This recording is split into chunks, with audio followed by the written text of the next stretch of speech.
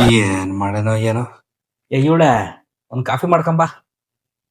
ಅಮ್ಮ ಇಲ್ಲ, ಪಕ್ಕದ ಮನೆ ಪಂಕಜ್ ಜಡೆ ಹತ್ರ ಸಕ್ಕರೆ ಇಸ್ಕೊಂಬರಕ್ ಹೋಗಿದ್ದಾರೆ.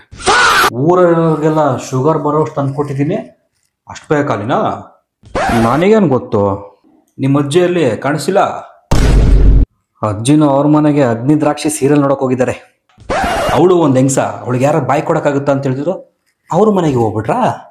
ನಿಮ್ಮ ತಾತನು ಅವರು ಕೂಡ ಪಕ್ಕದ ಮನೆ ಪಂಕಜ್ ಆಂಟಿ ಮನೆಗೆ ಹೋಗ್ಬಿಟ್ರಾ? ಇಲ್ಲ, ಮೊಬೈಲ್ ರಿಂಗ್ಟೋನ್ ಸೌಂಡ್ ಕಡಿಮೆ ಬರ್ತಿತ್ತು ಅಂದ್ಬಿಟ್ಟು ಅವ್ರ ಮಗನ ಹತ್ರ ಜಾಸ್ತಿ ಮಾಡಿಸ್ಕೊಳಕ್ ಹೋಗಿದ್ದಾರೆ ಸೌಂಡ್ನ. ಸರಿಯಪ್ಪ, ನಾನು ಬರ್ತೀನಿ. ನೀನೆಲ್ಲಿಗೆ ಹೋಗ್ತಿದ್ಯಾ?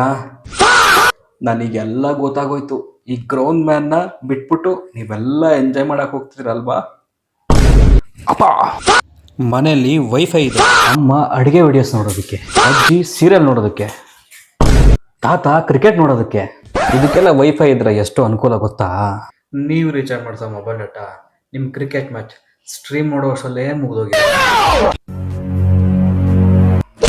ನಿಮ್ಮ ಹತ್ರ ರೀಚಾರ್ಜ್ ಮಾಡಿಸಿ ಅಂತ ಕೇಳಿ ಕೇಳಿ ಸಾಕಾಗೋಗಿದೆಪ್ಪ. ಇವಾಗೆಲ್ಲ ಅದಕ್ಕೆ ಅವ್ರ ಮನೆಗೆ ಹೋಗ್ತಿದ್ದೀವಪ್ಪ. ಸರಿ ಬಾ, ನಾನು ಬರ್ತೀನಿ.